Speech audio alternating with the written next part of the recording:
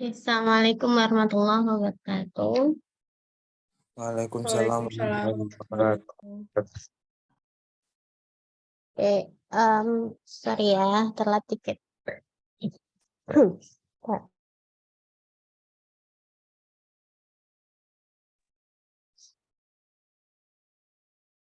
Baik, kita mulai dengan basmalah. Bismillahirrahmanirrahim.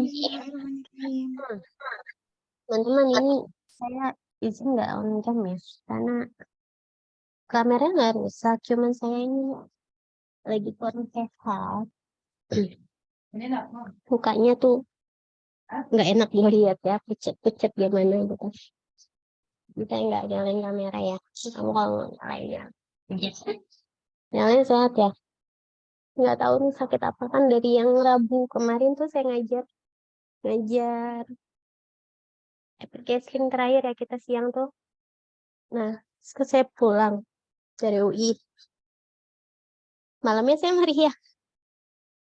Demam berapa hari ya? Sampai Jumat, Sabtu masih, sekarang juga masih menggigil gitu, nggak tahu. Udah minum obat masih begini. Suara saya tapi kedengaran.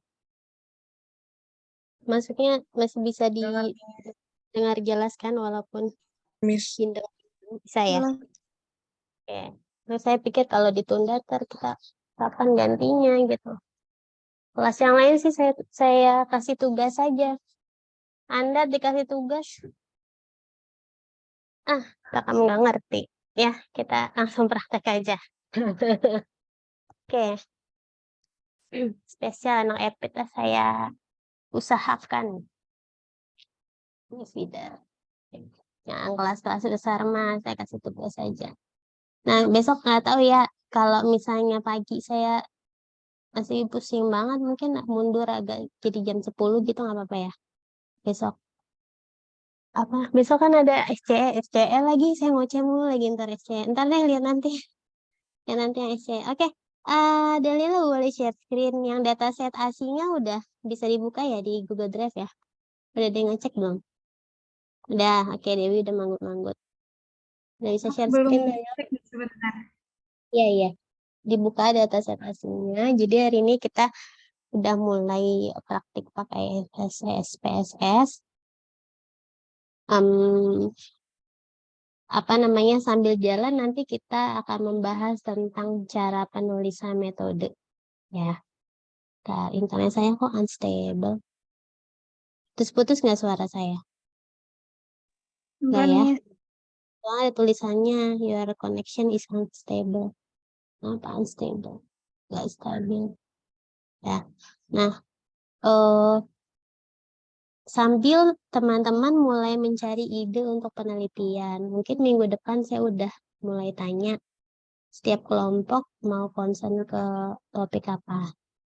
Ya, kalau saya tips dari saya mencari apa namanya ide penelitian itu, pertama cari topik besar yang memang kita tertarik gitu ya. Dalila sambil share aja Dalila kalau udah dapat datanya. Nah, setelah tahu topiknya apa, tapi spesifikasi variabel apanya yang mau diteliti gitu. Kenapa Dalila? Data sheet-nya yang mana ya, Miss? Nah, emang belum ada di Google Drive? Belum. Dewi Di Google manggut-manggut Drive. ada. Google Drive yang di link loh, Dalila. Yang ada ini dua materi doang, Miss. Udah. Kalau Sebentar, Miss. Oh, iya udah ada, Miss. ada kan? Ada. Kasih. ASI_1. Kayaknya itu sih yang benar, mudah-mudahan benar sih. ASI_1. Dulu Bu Arum nggak tahu atau Bu Nur pakai ini juga nggak? Kita dari basic tapi agak cepet aja. Kita nggak nginput data ya. Cuman saya mau mengulang aja fitur-fitur di SPSS. Kemudian apa yang penting dalam menata susunan variabel di SPSS ya. Nah, kalau misalnya udah dapet topik, terus bingung kira-kira variabel apa aja yang mau diteliti, kamu cari contoh penelitian orang gitu. Nah, terus cari variabel yang memang instrumennya sudah ada. Ya, itu lebih aman. Gitu. Jadi variabel sama instrumennya udah ada. Entah dia instrumennya adaptasi dari bahasa Inggris atau instrumennya dia buat, jangan yang buat sendiri sih, karena kalau variabel pertanyaan buat sendiri tuh hasil dianalisisnya berantakan biasanya. Kebanyakan nggak berhubungan ya. Kebanyakan gitu. Apalagi kalau misalnya kamu bikin cutoff point pakai min, median itu seringkali tidak berhubungan. Gitu karena kita yang bikin cut off. Oh. Udah Dalila, di-share aja. Bisa dibuka. Yang lain bisa sambil dibuka. Ini share screen yang datanya kan bukan SPSS-nya. SPSS lah. Itu kan Oh, dibuka. Dibukanya di SPSS. Itu dataset. Kita mulai praktek.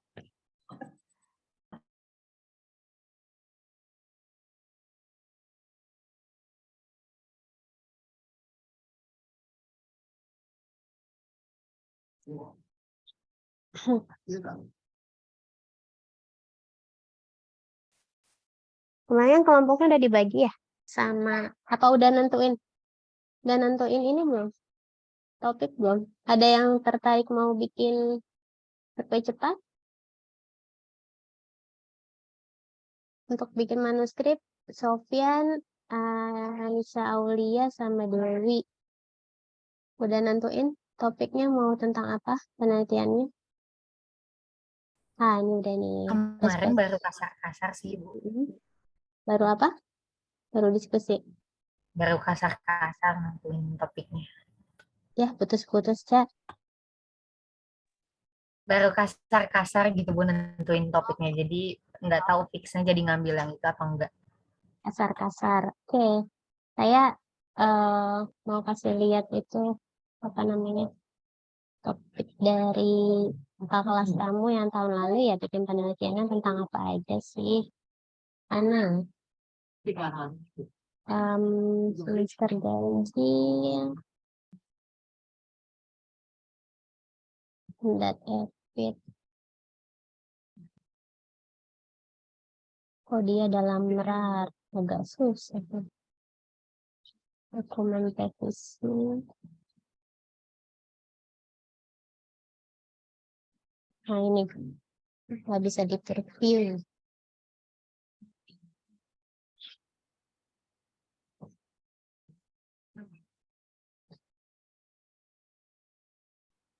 Ada yang tentang PHBS pada santri, ada yang tentang mana bisa dibuka ya, ada yang tentang pencegahan anemia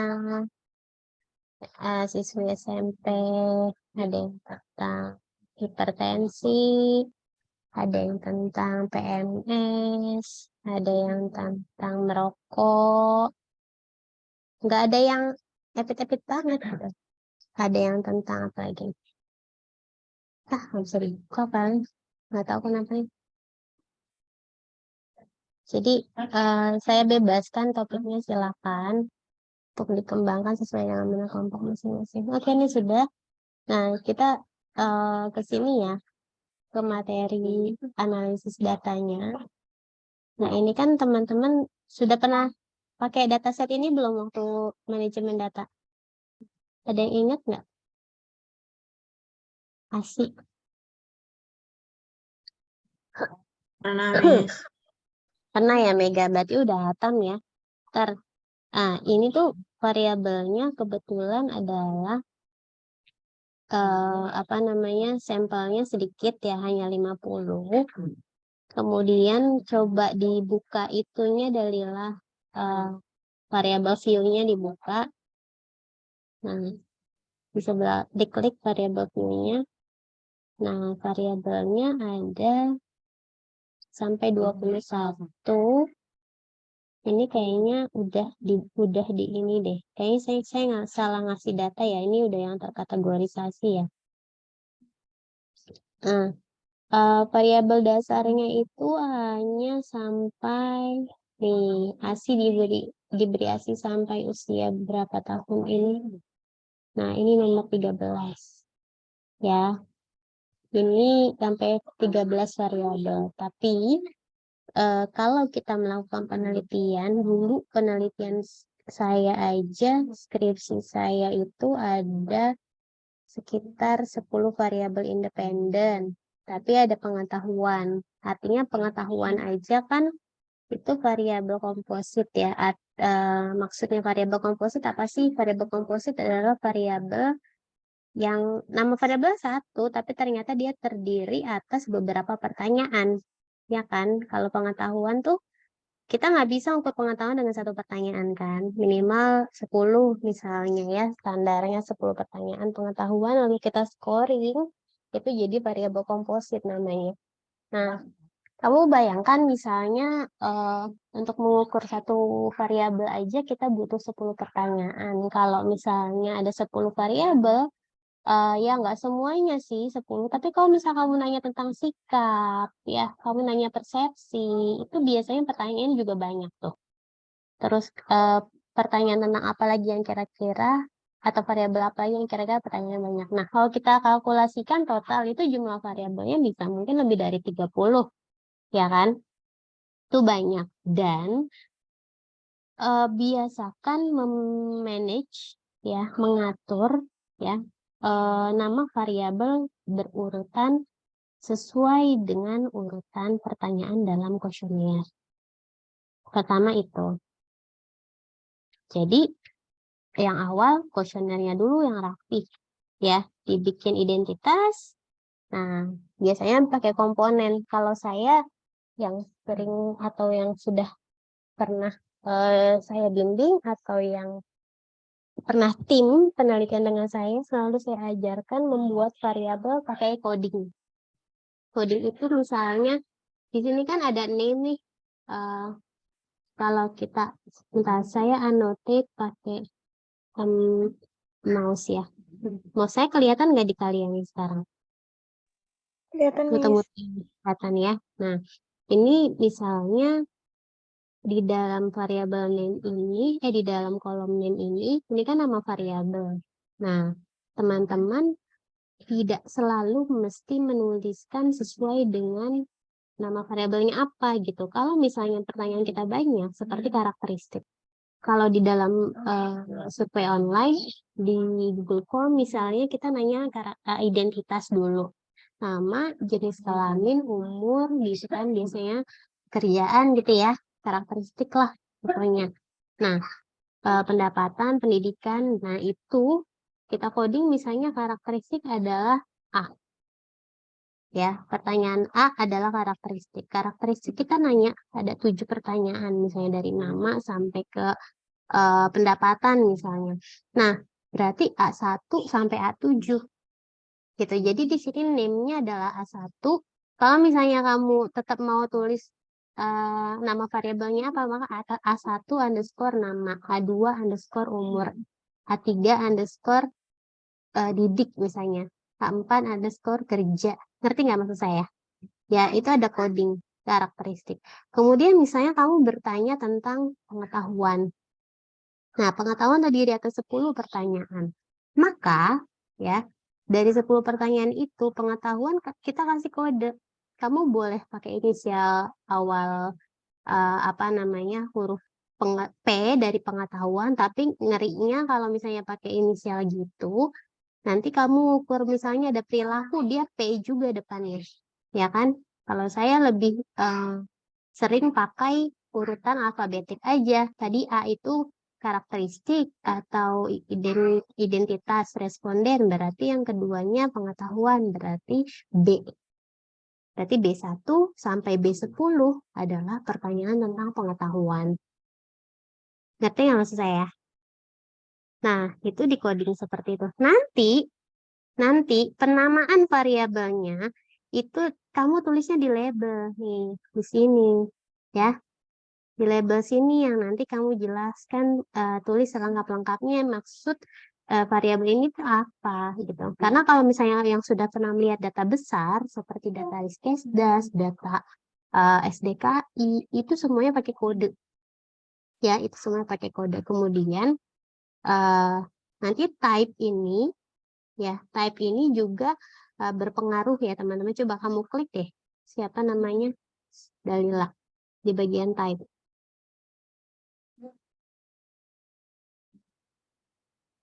Nah, ini kan kita bisa pilih nih. Dulu diajarin waktu analisis data, manajemen data diajarin nggak? Bedanya numerik, koma, dot, scientific notation, custom currency, string. Diajarin nggak? Nggak. Begini aja gitu ya. Ya, oke. Memang amannya pakai numerik. Tetapi kalau misalnya kamu inputnya itu tidak berupa angka, ya itu nanti dia akan berubah menjadi string otomatis. Gitu ya. String itu variabel non numerik. Nanti kalau dalam analisis dia nggak bisa dianalisis dengan melihat min, median, modus gitu. Jadi memang amannya dibikin numerik semua ya. Terus ini juga SPSS pun memfasilitasi kalau kita mau input data berbentuk currency, tapi currency-nya hanya dolar gitu ya. Kalau memilih custom currency nanti kita bisa input di sini atau tanggal ya, itu juga bisa. Nah, koma, dot ini tidak perlu kita setting di sini, tapi lebih pada settingan desimal yang ada di samping width. Ya, width ini apa nih? Ada yang tahu nggak width? Nih di sebelah kanan sini juga ada width-nya nih. Width ini apa sih? Siapa ya? Anis. Width apa, Anis?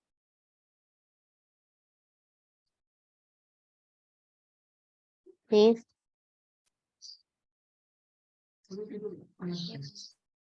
Apa tuh width?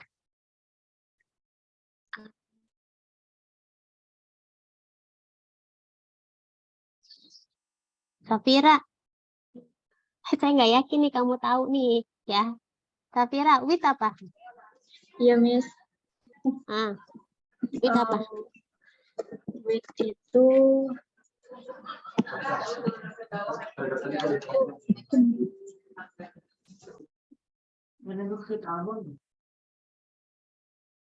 Malah.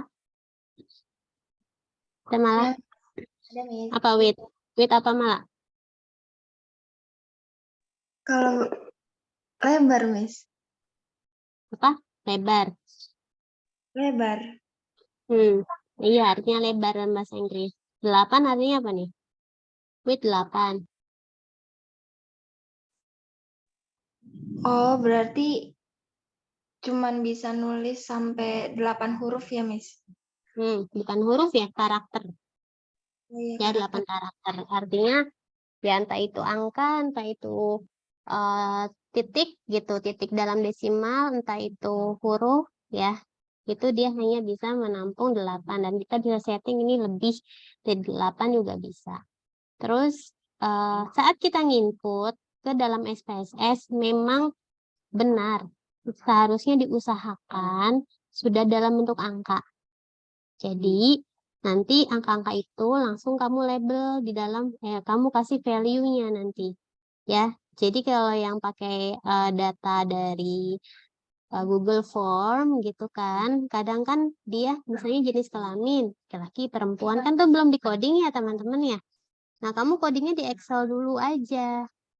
Ya, diganti dulu pakai angka di Excel, kalau udah baru pindahin ke SPSS. Nah, SPSS itu yang seperti itu tuh ribet sebenarnya, ribet ya, karena kita mesti editing data dulu. Dan yang kedua dia punya kelemahan. Kelemahannya adalah rentan terhadap bias. Bias apa? Bias informasi. Kenapa bias informasi? Bisa salah masukin data, benar nggak? Nah, waktu saya ngomongin di awal-awal, ya SPSS itu rentan bias. Kan bias, utamanya adalah bias informasi. Begitu. Nah, kemudian decimal places ini kalau kita ada variabel bersifat numerik, kemudian apa namanya data yang dimasukkan adalah berupa angka dan butuh desimal. Seperti misalnya hemoglobin yang contoh di sini kan pakai angka ya. Tuh kita bisa setting berapa desimal setelah koma, setelah ya betul setelah koma atau setelah titik kalau settingannya bahasa Inggris itu berapa desimal yang akan muncul. Nah, dalam biostatistik, penggunaan angka setelah koma itu disarankan seefisien mungkin. Kalau memang cukup satu angka setelah koma ya sudah satu saja. Tapi kalau misalnya itu menyatakan kurang akurat, maka boleh dimasukkan 2 angka setelah koma. Gitu ya. Nah, patokannya maksimal 2 angka setelah koma kecuali standar deviasi. Ya, standar deviasi itu bisa sampai 3 angka setelah koma. Itu ya teman-teman. Nah, kemudian ditutup dalilah label ini adalah keterangan variabelnya. Value ini kita memberikan coding.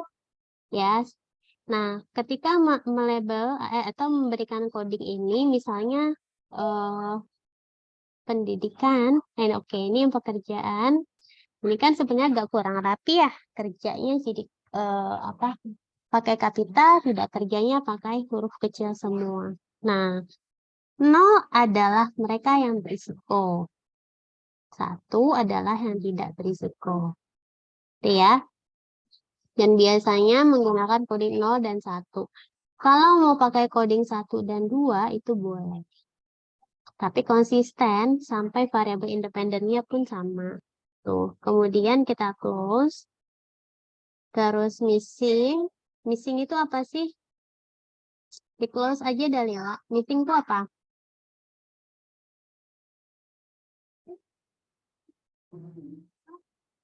Mega, missing itu apa? Itu yang datanya kosong gitu bukan, Miss? Dalam variabel ini ada nggak data yang kosong di selnya? Kalau non berarti tidak ada yang kosong, artinya terisi lengkap. Ya. Nah, columns. Columns ini apa?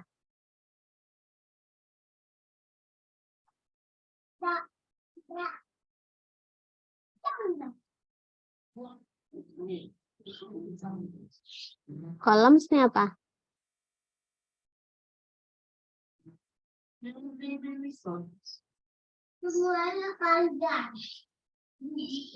Coba lihat di data view-nya. Nah, digeser ke kanan lagi.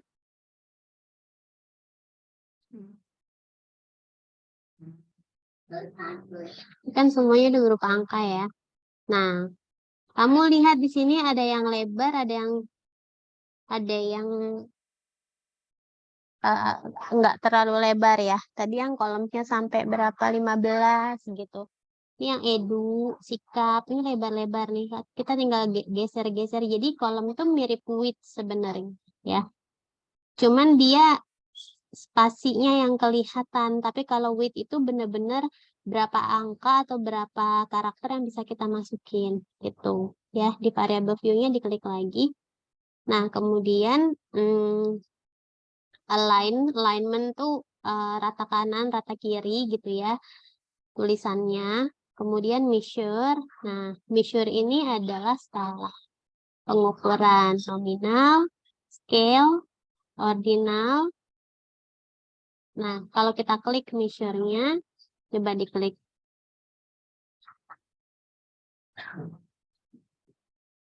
Nah, pilihannya cuma ada 3 ya. Scale, ordinal, dan nominal. Nah, kemudian di bagian data. Coba kita klik di data.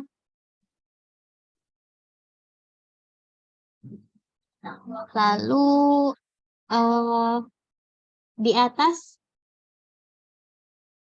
di dalam SPSS kalau misalnya kita mau melakukan pembuatan variabel baru dari variabel yang lama, caranya seperti apa? Ada yang tahu nggak? Record bukan, Miss? Record ada berapa macam? Ada 2. Ada 2. Record apa dengan record apa? Ada yang into same variables sama into different variables. Oke, record into same variable dan into different variable. Itu adanya di mana? Edit, view, data, transform, analyze, graph, yang mana? Transform, Miss. Transform, coba diklik transform.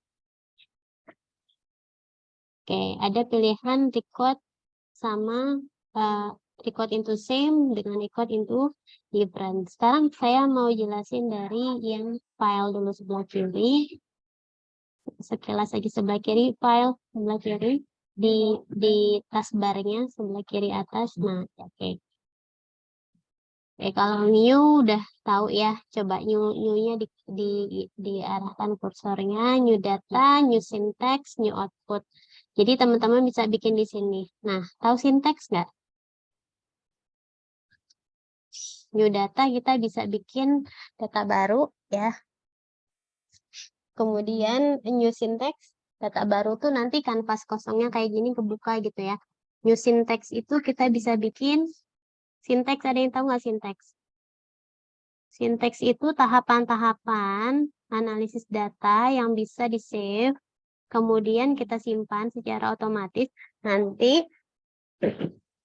ketika kita punya data yang sama, mau dianalisis serupa seperti yang sudah sebelumnya, itu bisa di-running aja sinteksnya.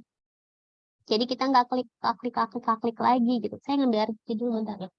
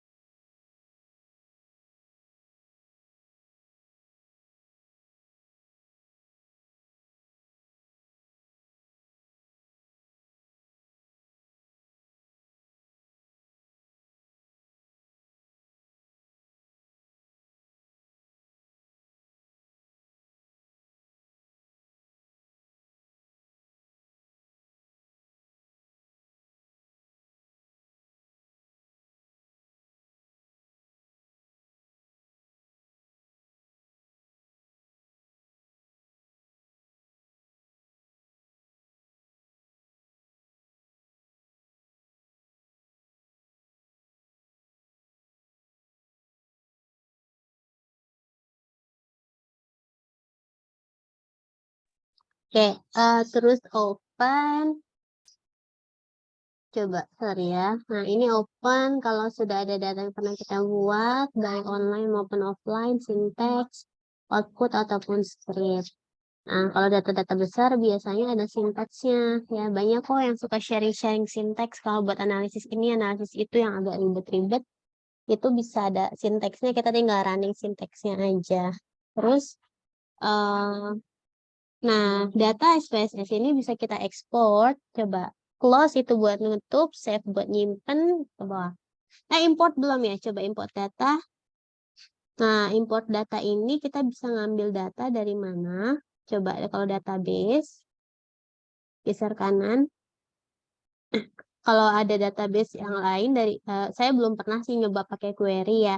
Nah, kalau Excel, kita juga bisa ngimport Excel, tapi teman-teman mesti pastikan bahwa penulisan variabel dan datanya itu sesuai dengan tabel yang tersedia di dalam SPSS ini. Jadi kadang-kadang ketika diimport itu berantakan. Ya, atau bisa juga pakai CSV. CSV ini mirip dengan bentuk Excel, tapi nama filenya CSV. Kalau teks data, suka berantakan ya teman-teman. Terus pakai SAS tuh buat apa ya? Saya agak lupa kalau SAS. Nah, kalau Stata, ini jadi .dta-nya Stata bisa diimport ke SPSS. Kalau di Base, Lotus, dan lain-lainnya ini saya belum pernah coba. Jadi pernah coba pakai Excel, CSV, teks itu pasti berantakan. Jadi saya avoid gitu ya, tidak menggunakan itu dan pakai Stata. Jadi kalau ada data dari Stata, kita mau buka di SPSS itu bisa. Kemudian kebalikannya, kalau ekspor diklik bawah, digeser Dalila ke ekspor Dalila. Nah, kalau save kan kamu udah paham lah ya. Nah, ekspor tuh kebalikan dari import. Data SPSS kita yang bentuk SAV ini kan kalau ASI_1.SAV ya. Nah, itu bisa kita ekspor dalam berbagai bentuk ini. Ya, jadi enak sekarang. Ini versi berapa ya SPSS-nya ya? Yang saya 26, Miss. 26. Iya. Ya, itu udah bisa nge-export ke data DTA-nya buat Stata jadi lebih enak ya. Terus file lagi, apalagi yang belum di dalam file, bawahnya rename dataset. Oke, udah nggak banyak terlalu ini ya. Terus tadi edit, di bagian edit, nah bisa di undo, redo, cut, copy bisa, copy with variable name, copy with variable label itu juga bisa sampai label-labelnya kita copy. Di paste with variable name juga bisa. Kemudian clear itu ngapus into variable kayak tabel ya. Sorry. Nah, search data, find, replace, sama go to case atau go to variable ini penting ketika kita buka big data. Agak sulit nyarinya. Jadi kita mesti pakai find ini ya, go to variable, go to case, replace, find. Nah, ini kepake banget kalau kita buka data yang besar sekali. Terus view yang sampelnya misalnya ratusan ribu atau jutaan, variabelnya ribuan gitu ya. Nah, view ini tampilannya ya. Tampilannya jadi teman-teman bisa edit fontnya. Ya, jenis font, ukuran font itu bisa diedit sebenarnya. Nah, status bar itu sama grid line-nya pun ternyata bisa disetting. Grid line kalau nggak dicentang, nggak ada garis pembatas antar variabel yang kotak-kotak ini nggak ada. Coba aja kamu uncheck. Nah, jadi polosan kan? Gitu. Terus kalau status bar yang atas, itu kalau di uncheck yang nggak kelihatan. Hilang yang atasnya. Coba.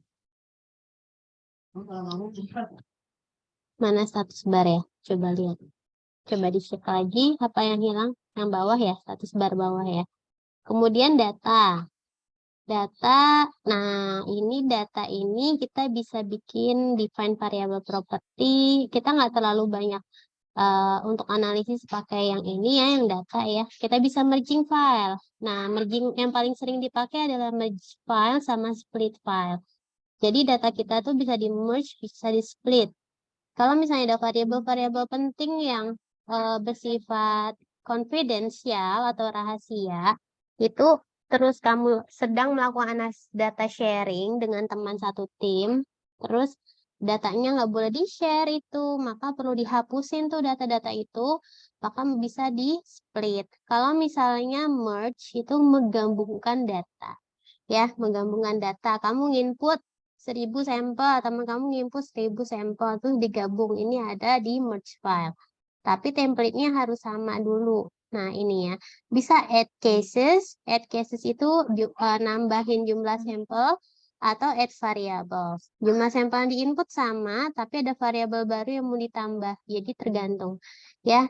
Jadi kalau add cases kolomnya yang nambah, kalau add variable row-nya yang nambah gitu ya. Kebalik. Nah, terus transform. Dia mau tanya nggak? Terus saya belum pernah pakai case control matching di sini ya. Belum ngetik juga saya jadinya. Case control matching di sini. Nah, kemudian transform atas sampingnya data. Nah, di sini transform itu bisa buat ngotak-ngatik datanya di compute programmability transformation saya belum begitu paham bagaimana ya. Nah, count values within cases ini untuk menghitung kasus-kasus atau sampel tertentu aja yang mau dihitung, jadi dipilih gitu ya. Terus recode into same variable tadi teman-teman yang sudah paham dua-duanya, baik into same ataupun into different variable. Kalau into same variable, variabelnya yang sama kita tiban. Gitu ya, yang lama kita tiban jadi data baru. Kalau into different variable, kita tetap nge-keep variabel yang lama dan kita membuat satu variabel baru. Ya, terus automatic record, itu recordnya dilakukan secara otomatis. Dummy variable, nah, dummy variable tuh dia bakalan bikin kayak, saya nggak tahu dummy variable di sini definisinya kayak dummy variable yang ada di apa namanya rencana analisis atau bukan. Tapi kita jarang pakai itu, ya. Terus ada time series, kita bisa membuat analisis time series, terus replace missing value. Nah, kalau ada missing value, kita bisa ngisi missing value pakai apa. Misalnya yang missing ini yang nggak ngisi, atau yang nggak ngejawab instrumen gitu, nggak ngejawab kuesioner. Maka kita coding semua yang missing, misalnya pakai angka 9. Karena nggak ada kategori yang paling banyak 9 angkanya, nggak ada misalnya. Maka 9 kita masukkan sebagai kode untuk missing value gitu. Kayak gitu. Terus analyze. Nah, ini yang sering kita pakai ya. Yang di level ini dulu udah sampai multivariate analysis. Di analysis ini di descriptive statistik biasanya ya, Bayesian statistik nanti di S3, tables, kita bisa pakai tables juga, compare mean, coba descriptive statistik itu coba lihat. Nah, di sini bisa frekuensis ya, cuma mau mencantumkan frekuensinya aja, mean, median. Deskriptif juga mirip dengan frekuensis, explore untuk menganalisis dengan uji apa? Kalau pakai explore ada yang tahu? Uji normalitas ya. Kemudian cross step, chi-square bisa pakai cross step itu. Kemudian curve analysis saya belum pernah pakai. Nah, PP plot sama QQ plot biasanya juga suka keluar lagi kalau kita analisis secara deskriptif. Kemudian compare mean. Coba compare mean. Ini mau uji perbandingan nilai rata-rata. Mean-nya aja kah? One sample t-test kah? Independent sample t-test kah? Terus pokoknya semua ya, uji beda mean semua di sini. ANOVA one way kah? Ya. Seperti itu. Kemudian GLM, nah General Linear Model ini kita nggak belajar ya, karena ini levelnya S3. Generalized Linear Model juga nggak kita belajar. Mixed Model juga kita nggak belajar. Oke. Terus correlate. Nah, correlate ini untuk uji korelasi. Nanti kita belajar ya. Uji korelasi yang bivariatnya. Kemudian regression, ini coba diklik diarahkan, ada linear regression, ada binary logistik. Yang kita pakai dua itu ya. Yang lain regression yang lain tidak saya ajarkan dulu ya. Nah, jadi jenis analisis itu banyak sekali ya. Terus scale coba deh. Log linear tuh pakai logit. Nah, scale ini buat analisis reliability ya. Reliability analysis untuk uji reliabilitas bisa pakai ini reliability analysis. Kemudian, nah ada non parametric test. Ini kalau data numerik yang kamu hasil analisis normalitasnya itu tidak normal datanya, maka harus pakai analisis yang non parametrik. One sample Atau kalau yang sampelnya independen berarti independent sample. Ya, kalau yang related sample ini yang dependent sample gitu. Kemudian forecasting ini untuk prediksi, analisis, pemodelan, futuristik ya. Pemodelan forecasting itu kayak peramalan ya. Kayak timnya Pak Pandu waktu itu bikin forecasting buat pemodelan moda penularan epidemiologi COVID-19. Nah, ini pakai forecasting. Kemudian survival. Kalau survival ini buat analisis survival. Ini desain studinya cohort. Ya, dulu saya S2 tesisnya pakai analisis survival, pakai life table, pakai Kaplan-Meier, pakai Cox regression. Tapi saya nggak ajarin di sini. Kemudian multiple responses dan sampai ke bawahnya tidak kita bahas ya, gitu. Nah, ini jadi teman-teman nanti yang akan kita sering pakai adalah di transform dan di analyze. Oke? Gitu di transform. Jadi jangan sampai kamu nyari-nyarinya aja rada susah gitu ya. Kita akan banyak pakai di transform dan di analyze. Nah, kemudian dari managerial variabelnya sendiri dan tampilan SPSS-nya masih ada yang mau ditanyakan atau sudah cukup paham? Sudah ya? Nah, kalau sudah, nama variabel ini kan sudah, saya lagi cek modulnya Pak Tanto, entry data kita nggak usah, karena wasting time. Kemudian nyimpen juga kamu udah bisa lah, nyimpen doang ya. Buka data juga udah bisa. Transformasi data. Nah, sekarang kita belajar transformasi data dulu. Pakai record ya. Sekarang kita mau merecord misalnya umur si ibu, kita kelompokkan dari yang umurnya kurang dari 20 sampai 30, dan lebih dari 30 tahun. Variabel umur. Lalu yang kurang dari 20 dikodekan menjadi 1, 20, 30 jadi 2, kurang dari 30 itu sama dengan 3. Gimana tuh caranya? Ya. Yang lain juga sambil ya. Udah dibikin? Kok udah di label aja? Kita record. Udah di record belum? Itu kan, nah, umurnya kan masih numerik ya Dalila. Nah, sekarang kita mau coba transform data. Coba, nih data view. Coba lihat data view-nya umur. Dalila agak bingung. Coba digeser ke pinggir.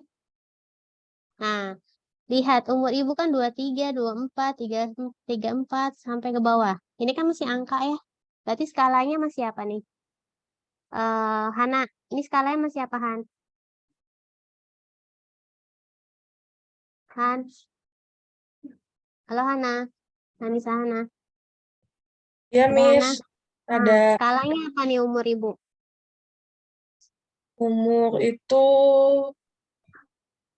nominal optimal. Kemarin udah bahas skala kita sehari. Minggu kemarin.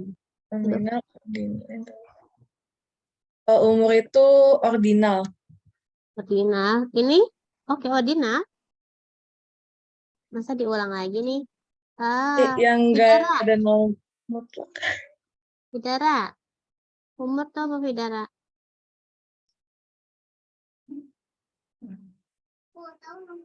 Mana bidara? Nominal. Nah,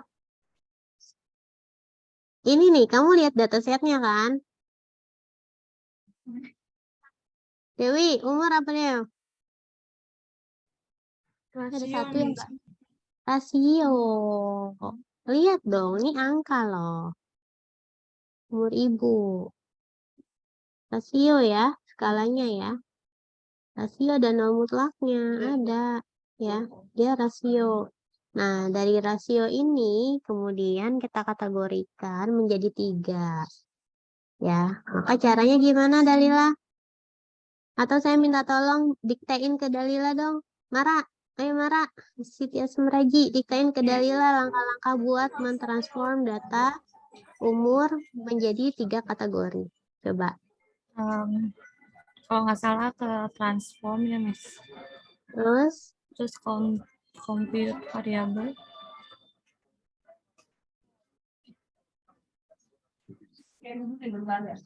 apakah perlu dikomput? Oh, salah berarti. Into different variable. Oke. Record into different variable. Terus masukin umur ibu ke input variabel. Terus dinamain namanya nama variabel misal umur 1 gitu ya, Miss.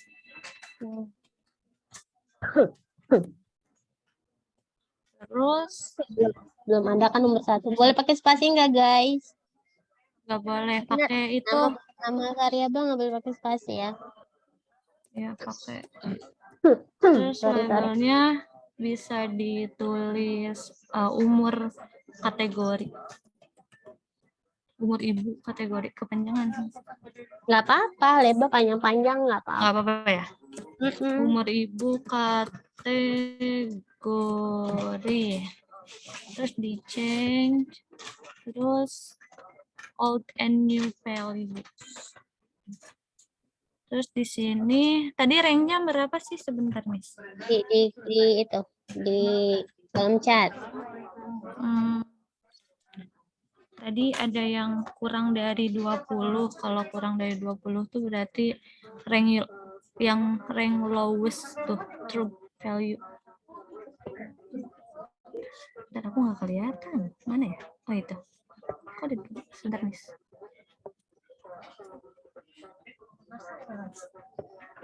Di rank lowest-nya itu kalau kurang dari 20 berarti itunya 19.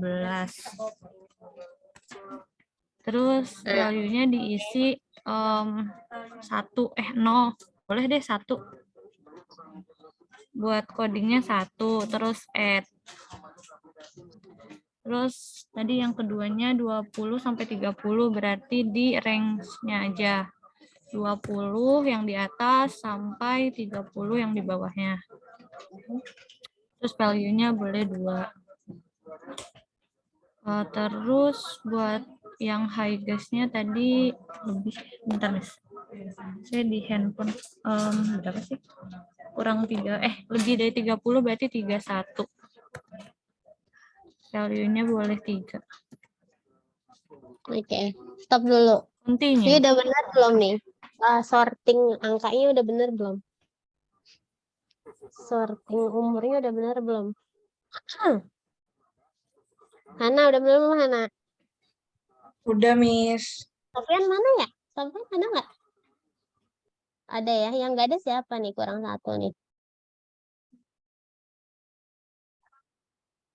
Itu. Apa namanya? Yang kacamata siapa namanya? Nida, Miss. Iya, Nida. Tadi ya keluar masuk, Nida. Ini udah benar ya. Nah, teman-teman nanti entah kan ini kan gampang karena udah ada di buku gitu kan. Kalau nanti kamu mesti mengkategorikan variabel seperti ini, jangan sampai salah di range-nya ya. Di range-nya jangan sampai salah, apalagi yang lebih dari sama dengan, kurang dari sama dengan, ada sama dengannya gitu ya. Nah, itu jangan sampai salah mengkategorikan karena ketika kamu salah mengkategorikan ini menjadi bias. Bias apa namanya? Bias seleksi. Ya. Namanya bias seleksi. Tar dulu. Enggak, Deng, bukan bias seleksi. Namanya bias informasi, maksudnya adalah misklasifikasi. Ya, kalau seleksi itu dalam pemilihan sampel, sorry. Nah, masuknya adalah bias informasi, kategori bias informasinya adalah misklasifikasi. Kamu udah diajarin bias-bias belum? Bias-bias dalam penelitian, analisis data epidemiologi, udah? Udah diajari di mata kuliah apa gitu? Udah belum diajarin bias? Kayaknya belum Tahu deh, bias? Bu. Nah, tahu bias? Bias? Tahu bias? Kalau udah susunan episode saya ngomongnya bias. Tahu bias? Tahu nggak bias itu apa? Berarti mesti saya kasih materi ya, minggu depan kali ya, dikasih materi bias ya. Nah, jadi gini, intinya gini, saat kamu mengkategorikan ini jangan sampai salah, ya. Sekali salah, maka akan menjadi bias klasifikasi, ya. Kok jadi bias klasifikasi lagi? Bias informasi, yaitu misklasifikasi. Mis itu adalah kekeliruan klasifikasi dalam pengelompokan, ya. Kekeliruan dalam pengelompokan, ya. Jadi, jangan sampai salah masukin range-nya. Ini saya beberapa kali bimbing mahasiswa. Untungnya bukan EPIT. Ini salah dia, nggak tahu masukin angkanya. Misalnya kan tadi umurnya 20 tahun ke bawah. Ya, itu dikategorikan menjadi 1. Nah, dia nulisnya range lowest true value-nya 20. 20-nya berarti ngikut kemana? Ke 1 apa ke 2? Yang umurnya 20 tahun ngikut kemana? Kedua, Miss. Kedua harusnya kan. Tapi kalau dia kategorikannya range lowest true value 20, yang diketiknya 20 berarti ngikutnya kemana dia? Ke 1 kan jadinya. Ya, karena ada true value. Nah, true value itu sama dengan, ya teman-teman. Jadi, lebih kurang dari sama dengan nih yang ini nih. Sama lebih dari sama dengan. Yang ini yang range. Dulu. Kok annotate sih? Nah, ini. Yang lowest true value ini kurang dari sama dengan value true highest ini adalah lebih dari sama dengan. Kalau range jelas dari berapa sampai berapa. Begitu ya, di continue. Terus oke ya.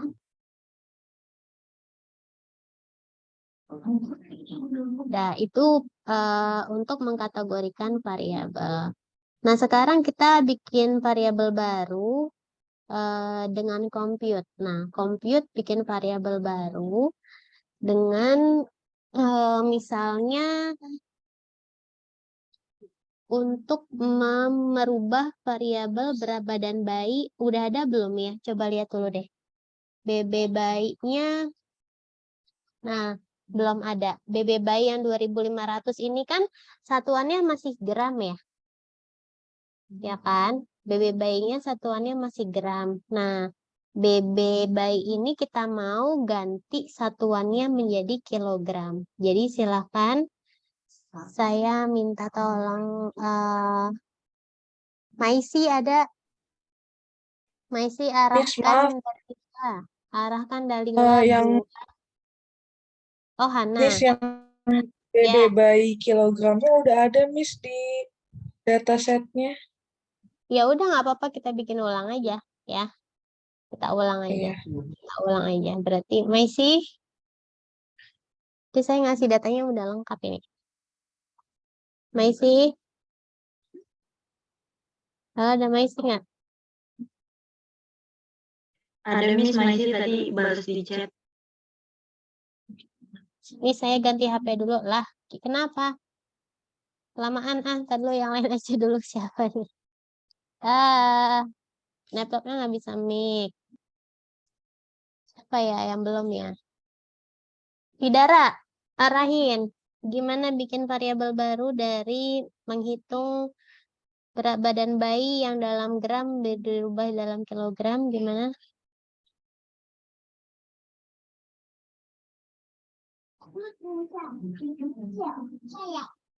Ada Hidara nggak?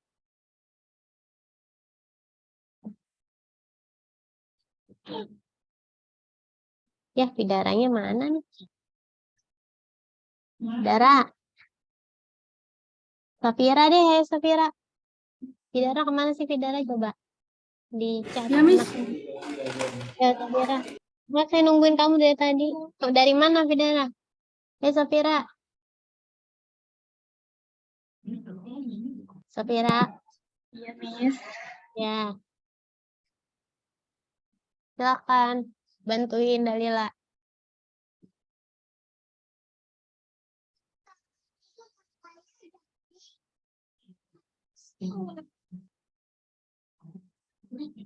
Ayo, arahkan Dalila.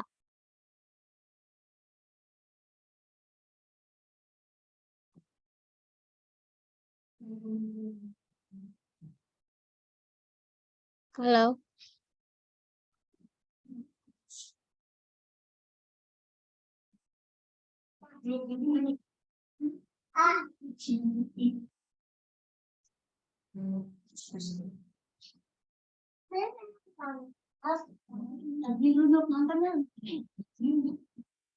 Safira mana? Udah Dalila, nih gimana sih pada nggak respon? Coba analyze. Kok analisis transform? Halo, Dalila. Dalila. Nah, oke, compute variable. Compute variable. Nah, target variabelnya kita bikin itu adalah variabel baru yang mau dibikin ya.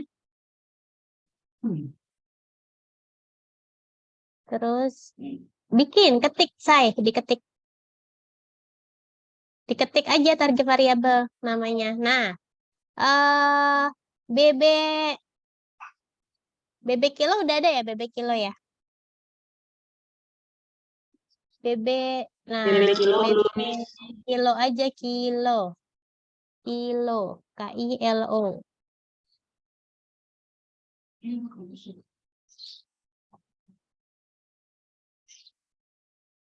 Terus, nah, BB bayi yang atas. Mana? BB bayi, berat badan bayi. Nah, itu ibu. Naik. Di atas berat badan bayinya. Berat badan. Nah, mana sih? Nah, bawahnya HB. Nah, digeser. Nah, dari kilogram ke dari gram ke kilogram berarti naik atau turun tuh tangganya? Naik Naik berarti naik berapa tangga tuh? 3. Dibagi 1000. Dibagi 1000 atau dibagi 100? 1000, Miss. 1000. Oke, dibagi 1000. Dibagi. Oke.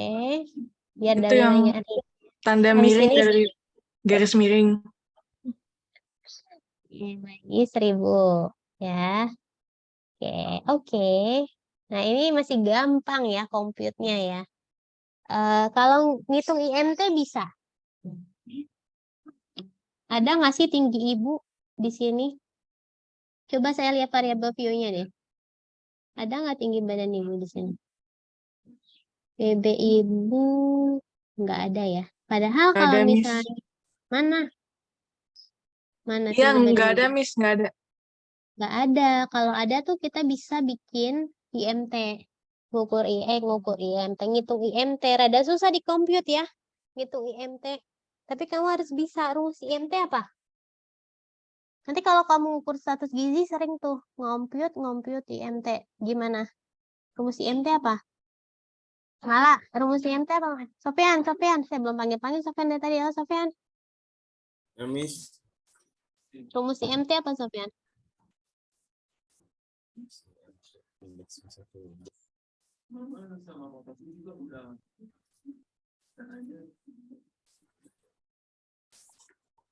Hah? Apa?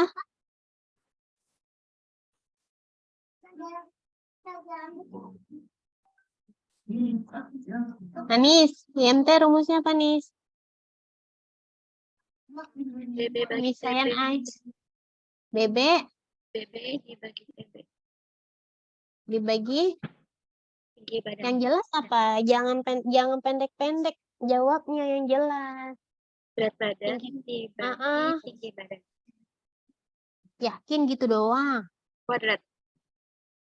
Tinggi badannya dalam satuan Tinggi badannya meter.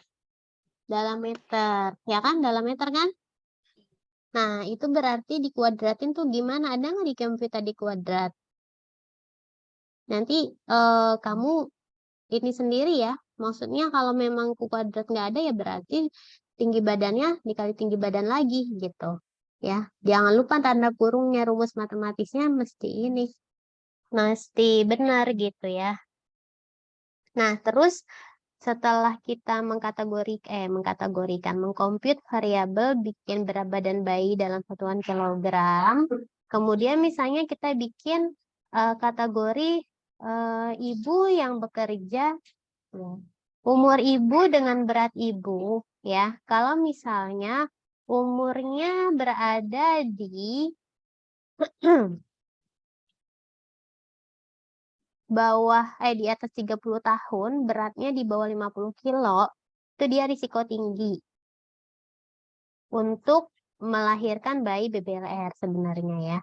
Nah, kalau misalnya umurnya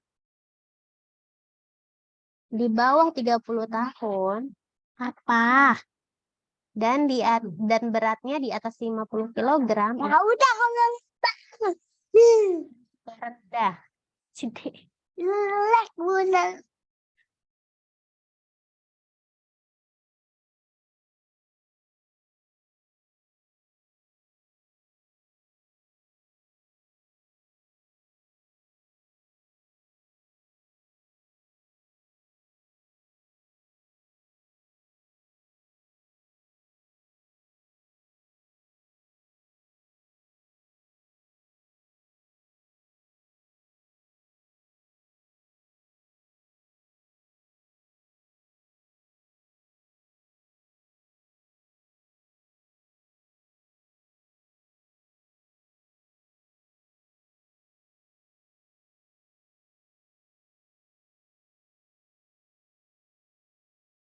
Jika si ibu berat badannya di bawah 50 kilo, umurnya di atas 30, dia risiko tinggi. Nah, risiko tinggi ini kita kasih kode 1. Maka caranya kita bikin if, ya. Jadi, kan itu udah ada variabel risiko ya. Ya, variabel risiko ya. Nanti kita bikin aja risiko ya. Coba kita bikin compute. Di compute dulu. Sudah.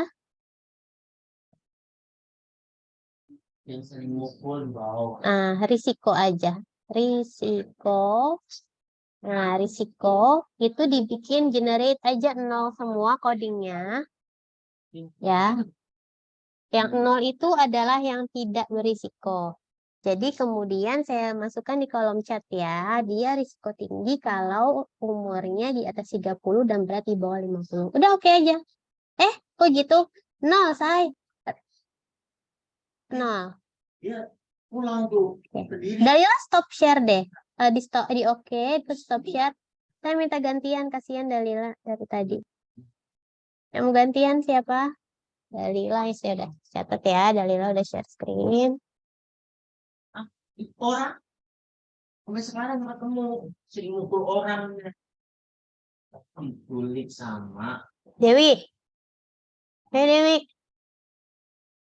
Share screen deh. Bisa, SPSS-nya bisa. Bisa, Miss. Ayo udah yuk share. Ya. Dah. Oke, share screen deh. Kita bikin variabel baru. Dia berisiko jika, jadi kita menghitung gabungan 2 variabel. Hilang.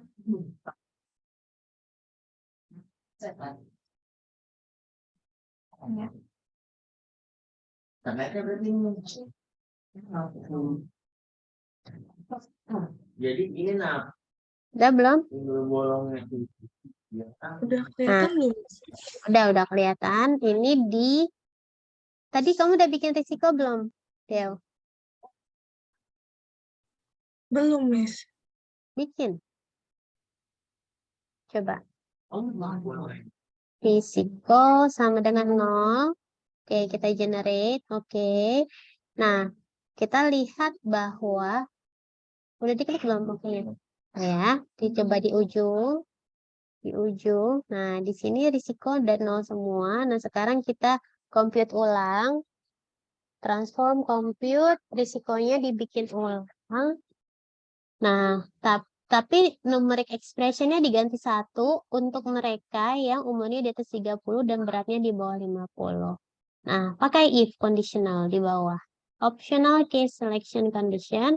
Nah, ini ya, pakai conditionalnya berarti umur di atas 30 tahun, umur ibu menyusui. Angka 1-nya dibuang dulu.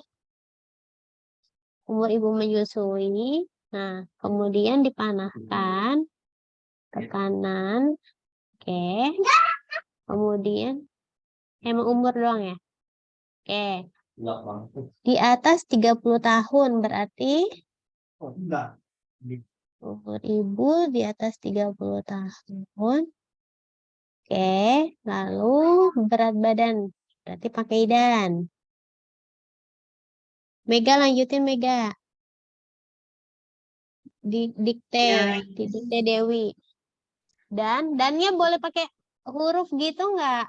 Nggak boleh Miss, harus pakai simbol yang di bawah itu, di bawah sama dengan. Jangan, bukan Oke. BB bayi, BBI. Bukan berat bayi.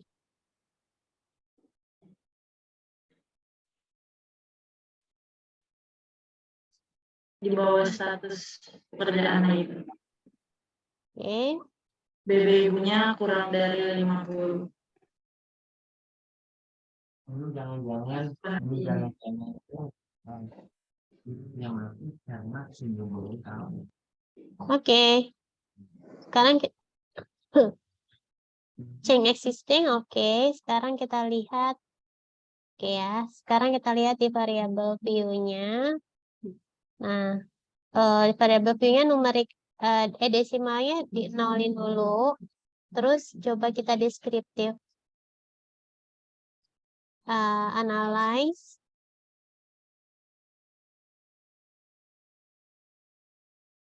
Deskriptif statistik ya. Kita coba dulu frekuensi aja. Yang risiko paling bawah. Risiko. Oke. Langsung diokekan aja. Nah, ini kelihatan mana outputnya. Belum nongol di saya.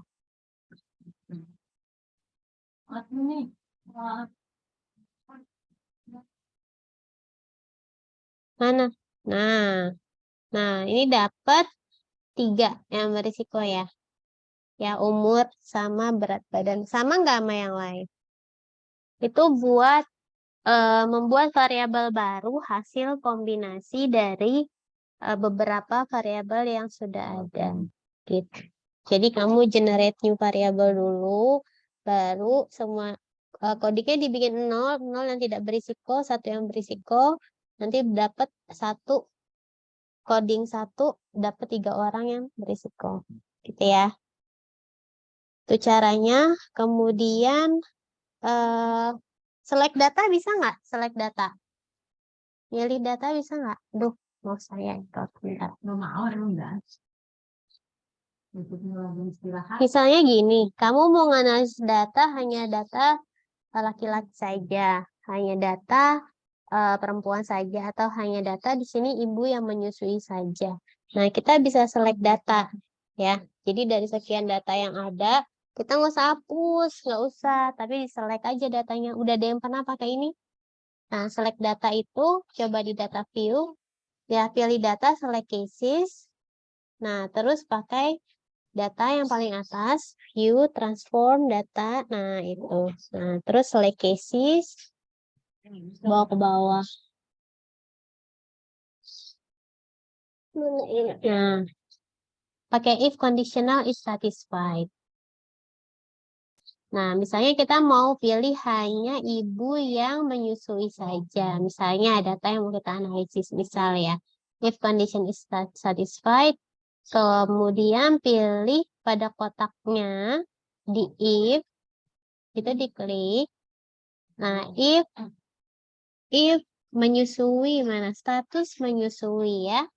Berarti atau iya betul kan status menyusui sama dengan 0. Nah, continue. Kemudian di bagian bawah itu ada unselect.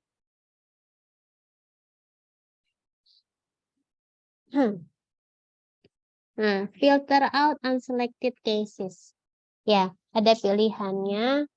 Filter out unselected cases itu dipilih, difilter, artinya data itu tidak dianalisis. Jadi yang dianalisis hanyalah yang menyusui secara eksklusif saja. Nah, kemudian kalau misalnya delete, ya, kalau delete itu semua kehapus. Nah, ini yang kecoret-coret artinya yang tidak menyusui secara eksklusif. Ini nggak akan masuk dalam analisis kita. Kalau misalnya kita mau buktikan, misalnya coba saja dianalyze di descriptive statistik, nah, references, risiko aja nggak apa-apa, risikonya aja nggak apa-apa. Nah, lalu kita oke. Di sini N-nya akan berubah. Coba. Itunya mana outputnya? Outputnya mana? Nah, kamu bisa lihat N-nya jadi berapa tuh? Sampelnya kan harusnya 50 ya. 24. Itu berapa? 24. Jadi 24 ya. 24. Jadi udah enggak masuk yang tidak menyusui secara eksklusif. Gitu ya. Nah, kemudian kalau merging data udah bisa lah ya. Merging data, gabung-gabungin data. Terus menyimpan udah. Sekarang kita masuk ke dalam validitas dan reliabilitas instrumen. Waktu itu kita udah pernah udah pernah bahas ya. Apa sih valid, apa sih reliable? Kayaknya udah pernah dibahas ya. Data itu dikatakan valid ketika dia mengukur sesuatu sesuai dengan kondisi yang sebenarnya. Alat ukurnya tepat, hasil ukurnya tepat. Nah, reliabilitas itu alat ukur itu dapat mengukur dan menghasilkan hasil yang tepat dan sama walaupun dilakukan pengukuran berkali-kali. Nah, dalam instrumen, untuk mengukur validitas dan reliabilitas instrumen itu sebenarnya banyak tahapan. Saya belajar ini di S3. Ya, jadi ada yang namanya saya masukin di kolom chat ya. Ada atau mungkin ini di stop dulu aja. Di stop dulu boleh. Oke. Nah. Ini whiteboard experience saya baru nyoba pakai whiteboard. Nah, misalnya ada yang namanya content validity. Kemudian ada yang namanya di bawah bisa nggak? Phase validity. Ada yang namanya criterion validity. Ada yang namanya construct validity. Nah, ada lagi yang namanya apa ya? Nah, dari 4 ini, ya, saya belajar ini 1 tahun kemarin. Nah, uji validitas instrumen yang ada di dalam bukunya Pak Sutanto itu adalah hanya bagian kecil dari construct validity. Ya, bagian kecil dari construct validity salah satunya adalah dengan menggunakan nilai Kolmogorov-Smirnov, ya, atau pakai apa? Bisa pakai Kolmogorov-Smirnov atau pakai apa? Kolmogorov-Smirnov uji normalitas ya. Pakai Pearson ya. Pakai Pearson. Kalau Kolmogorov-Smirnov ini untuk ujian normalitas, di sini pakai Pearson. Nah, pakai nilai Pearson. Ini salah satu cara saja. Jadi kalau perbandingan R hitung dengan R tabelnya, maka itu bisa dikatakan valid ketika gimana? Ketika valid itu gimana? R hitung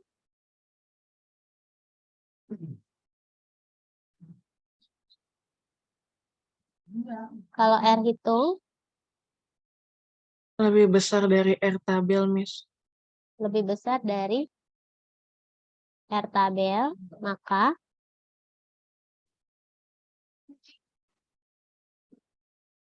cara ngedit ulangnya gimana? Ini dia cuma pengembangan doang ya. Saya kok nggak bisa Ctrl Z? Oke nih. Nah, punya tabel R nggak? Kalian udah punya tabel R? Ada di buku, Miss. Dari R tabel, maka hasilnya valid atau tidak valid? Valid atau tidak valid? Valid, Miss. Valid. Jadi R hitungnya harus lebih besar dari R tabel, ya. Nah, maka kebalikannya, jika nilai R hitung lebih kecil daripada R tabel,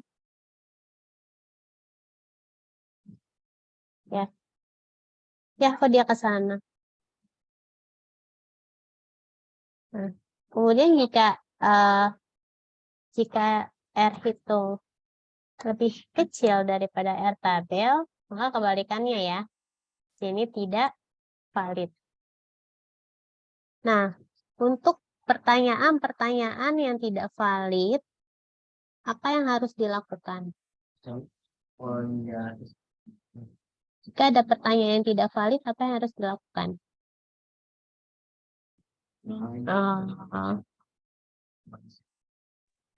Dibuang, Miss. Hah? Gimana? Mega? Dihapus pertanyaannya, Miss. Apa? Mega suaranya menggema gitu, Mega. Sorry, diulang boleh.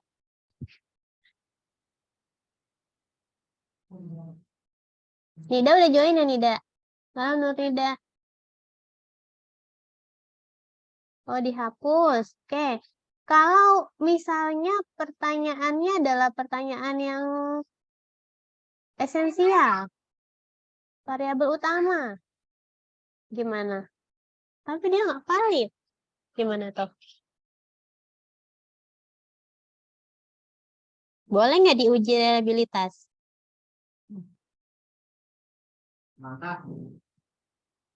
Boleh nggak diuji reliabilitas?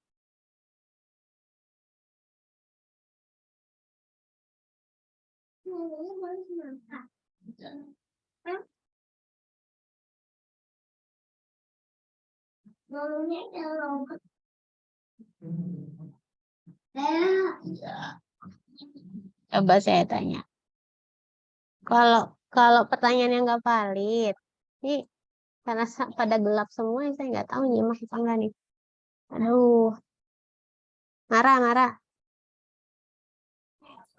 Iya, Miss. Marah. Ya, yang kalau misalnya ada pertanyaan dari instrumen kita tidak valid, marah. Ya, Miss. Terus gimana, marah? Tadi kata Mega dihapus. Kalau misalnya pertanyaannya penting, Mungkin bisa di itu lagi, Miss. Diuji lagi. diuji validitas lagi. Iya. Belum diuji validitas lagi, kan nggak tahu itu nggak valid. Gimana ya, Miss? Gimana? Kalau diuji validitas lagi, apakah hasilnya akan berubah? Bisa jadi berubah nggak sih, Miss? Maka ada langkah yang harus dilakukan sebelum diuji validitas lagi, diapakan dulu? Hana, diapain dulu Hana? Doain. Akhir. Ya, halo Miss. Ya, diapain Hana? Apa Kalau Miss ada pertanyaannya? saya ulang-ulang dari tadi. Kalau ada pertanyaan yang tidak valid dan pertanyaan itu penting, tidak bisa dibuang, ya apakan? Ini pasti kamu ngalami nih nanti dalam penelitian.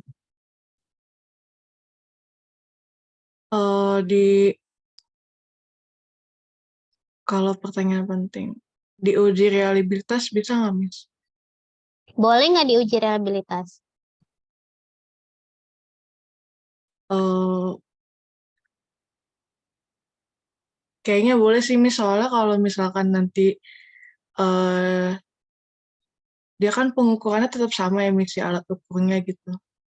Kayaknya sih boleh, saya nggak tahu Miss. Oke. Di analisis data, di manajemen data udah diajarin tentang konsep validitas dan reliabilitas?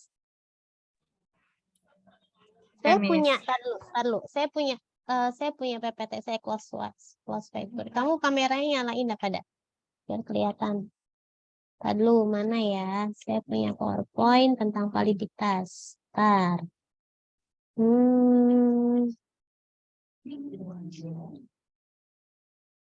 Sampai S3 ini sudah belajar validitas, teman-teman.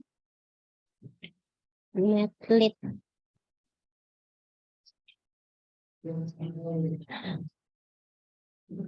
Gimana ya?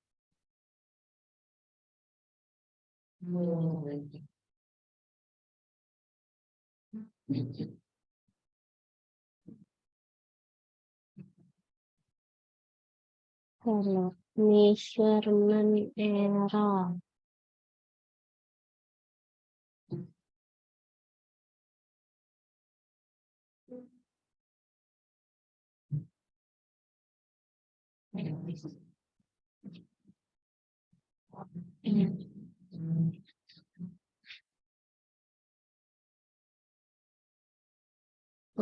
Saya waktu itu presentasi tentang measurement error. Konsepnya biar kamu paham betapa pentingnya kevalidan sebuah instrumen penelitian. Gimana coba? Karena kalau seperti bentar. Waktunya udah habis ya.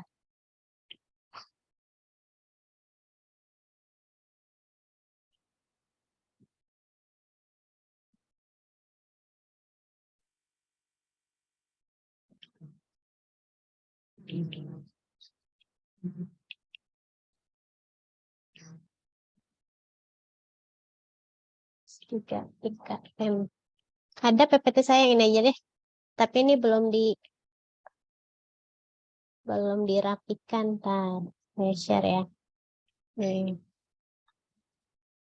Nah, ini ada tentang measurement error dari buku berbahasa Inggris. Dillorio pengarangnya. Nah, kelihatan PPT saya? Nah, ini. Kelihatan Di sini. Miss. Ya, kelihatan ya. Nah, disebut valid itu ketika skor hasil ukur itu betul menyatakan atau menghasilkan data yang sesuai dengan kondisi yang sebenarnya. Ukuran atributnya apa, ukuran variabelnya apa, itu sesuai, valid gitu ya. Nah, kalau reliable, konsistensi skor yang diperoleh dari suatu ukuran. Gini, diukur berulang-ulang, tapi dia nggak valid. Berguna nggak sih? Berguna nggak tuh hasil ukurnya? Enggak, ya. Jadi valid itu di atas reliabilitas. Oke? Valid itu di atas reliabilitas. Coba lihat. Nih, yang tadi disebutin sama Hana. Ya ukur aja validitasnya, Miss. Ini kamu tahu kayak arah apa namanya, sasaran panah, tahu kan? Titik sasaran panah atau sasaran tembak. Valid itu ketika dia mendekati yang ini, ya nggak? Ya, valid itu dia mendekati titik tengah. Atau tepat di titik tengah disebut valid. Tapi tidak ada alat ukur apapun, baik dalam bentuk alat maupun dalam bentuk instrumen, kuesioner, pertanyaan, yang hasilnya betul-betul valid gitu. Nggak ada. Tepat di tengah sasaran itu nggak ada. Gitu ya. Pasti semua punya error. Pasti semua punya error. Nah, ini adalah kondisi di mana ketika sebuah alat ukur itu reliable. Tapi dia nggak valid. Dilakukan pengukuran berulang-ulang, hasilnya tetap sama. Hasilnya konsisten. Tapi nggak valid. Jauh dari tingkat kevalidan yang seharusnya. Dia nembak nih, harusnya ke tengah nih. Dia udah melakukan tembakan berkali-kali, nyasar mulu ke sini, nyasarnya tuh konsisten gitu nyasarnya. Ngumpul di sini, tapi valid nggak valid. Kamu paham nggak konsepnya? Ya, paham ya? Oke. Nah, ada lagi. Ya, ada lagi. Ketika misalnya ada beberapa alat ukur, ya. Ada beberapa alat ukur, beberapa pertanyaan dia valid. Tapi kemudian atau satu pertanyaan dia valid dalam satu ini ya. Dalam satu apa namanya arah panah ini ya. Nah, tapi kemudian ketika dilakukan berulang-ulang hasilnya beda-beda. Kayak kamu timbangan badan gitulah, digital ya. Baterainya habis gitu. Ternyata misalnya. Naik timbangan 50 kilo, turun. Naik lagi jadi 51, turun lagi. Naik lagi jadi pas 9. Kamu turun kaki lagi, kamu naik lagi jadi 52. Kan nggak ada yang stabil tuh angkanya, ya kan? Ya dia valid ngukur berat badan gitu. Tapi nggak reliable.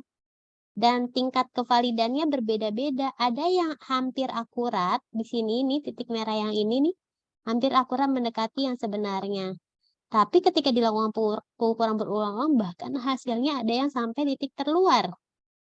Ya, jadi nyebar kemana-mana. Ini valid, tapi saat dilakukan berulang-ulang hasilnya beda-beda. Membingungkan kan? Sorry. Nah, ini kondisi yang ketiga, neither reliable nor valid. Enggak reliable, enggak valid juga. Jadi kondisi ketika alat ukurnya tidak valid dan tidak reliable. Udah nggak valid, dilakukan berulang-ulang, nggak reliable lagi. Ya, hasilnya nyebar dan dia nggak valid. Kalau yang ini masih mending. Dia valid tapi reliable. Tapi yang buat apa? Dia nggak valid tapi reliable.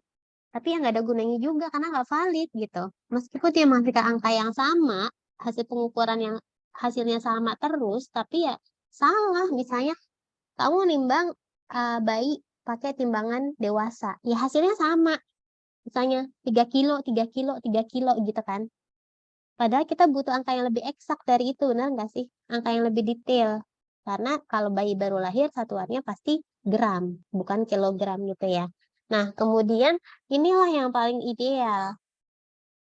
Ya, both reliable and valid. Nih kamu bisa lihat, dalam beberapa kali pengukuran, alat ukur yang valid itu tidak mungkin 100% menyatakan hasil ukur yang sama persis, tapi dia masih dalam rentang valid. Makanya kenapa ada R tabel di sana. Ya, kenapa ada R tabel? R tabel itu nilai ambang batas kevalidan suatu alat ukur. Mau angkanya berapapun, yang penting di atas R tabel itu udah dikatakan valid secara kriterion validity. Yang tadi saya bilang. Gitu. Jadi, kalau misalnya instrumen yang tidak valid, nanti kamu analisis instrumen, ya, uji validitas, ada pertanyaan yang tidak valid, kata Mega, buang. Boleh, kalau pertanyaan itu nggak penting. Ya, kalau pertanyaan itu nggak penting. Kalau definisi nggak penting itu apa?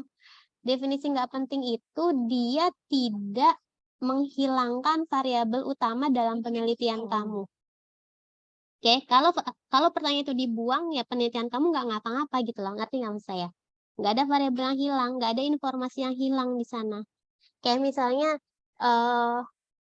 pertanyaan tentang, kadang kalau pertanyaan-pertanyaan yang dibikin sendiri emang kebanyakan pertanyaannya nggak penting. Kadang saya pernah ngerombak instrumen mahasiswa tuh bisa sampai 5 kali ya. Sama saya sih dia nggak ngeluh, pasti sama temannya dia ngeluh gitu. Nah, karena apa? Karena dia ngarang sendiri instrumennya. Jadi ketika diuji validitas pasti ada beberapa pertanyaan yang nggak valid. Pasti. Dan itu nggak valid ya udah dibuang gitu. Yang tadinya misalnya satu variabel diukur dengan 5 pertanyaan, ada 3 yang nggak valid berarti cuma diukur pakai 2 pertanyaan. Tapi kalau misalnya Miss, gimana kalau satu variabel itu semua pertanyaannya nggak valid? Masa iya dibuang semua? Coba logis nggak? Enggak kan? Hilang dong variabel kamu gitu. Hilang dong variabel kamu, nggak logis. Maka gimana caranya? Maka ketika kita mau mempertahankan pertanyaan tersebut, ya, karena kebanyakan kita observasional, jadi saya ngasih contohnya kuesioner ya. Kalau kita mempertahankan pertanyaan tersebut, maka pertanyaan dalam kuesioner yang tidak valid itu perlu kita modifikasi. Kita cek ulang, redaksi kalimatnya mudah dipahami atau tidak. Jadi, pertanyaan yang tidak valid itu seringkali pertama dia bermakna ambigu. Ya, dia ambigu. Artinya orang bisa salah paham sama pertanyaannya. Gitu. Jadi, gunakan struktur bahasa atau kalimat efektif yang benar. Kalau dia bentuk pertanyaan, awali dengan kalimat tanya, apakah, bagaimana, mengapa, misalnya, sebutkan. Itu boleh. Ya, jangan lupa ada subjeknya, jangan lupa ada predikatnya, gitu loh. Jangan lupa ada objeknya, jangan lupa tanda tanyanya. Itu penting. Kedua, kalau pertanyaannya berbentuk pertanyaan tertutup, artinya ada pilihan gandanya, A, B, C, D, E, itu pastikan antar pilihan tidak bermakna ambigu juga. Kamu kan kalau ujian suka ngajarin soal, kok jawabannya kayaknya ada 2 yang benar gitu ya. Ya, atau misalnya 2 jawaban ada yang punya makna yang sama nih. Nah, itu dihindari. Jangan membuat pertanyaan seperti itu. Itu ambigu. Terus yang kedua, pertanyaan terlalu mudah. Pertanyaan terlalu mudah juga cenderung tidak valid hasilnya. Jadi jawabannya benar semua antar. Ya, apalagi terkait dengan pengetahuan. Yang ketiga adalah pertanyaan terlalu sulit. Pertanyaan terlalu sulit nanti banyakkan jawabnya salah. Gitu. Itu yang tidak diinginkan.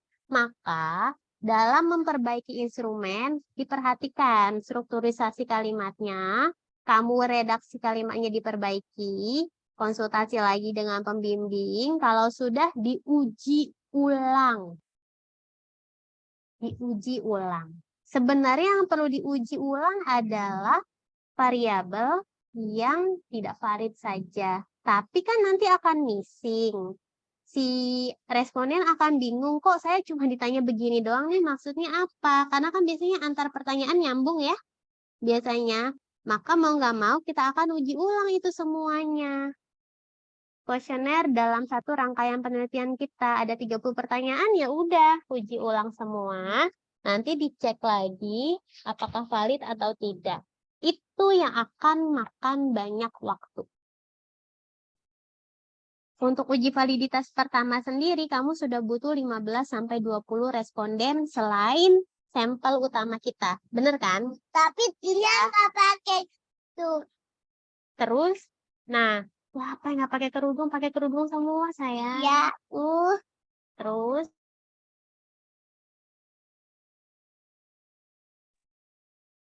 anak saya usil. Nah, kemudian kalau misalnya ini hujan deras ya, teman-teman. Saya masih kedengaran suaranya.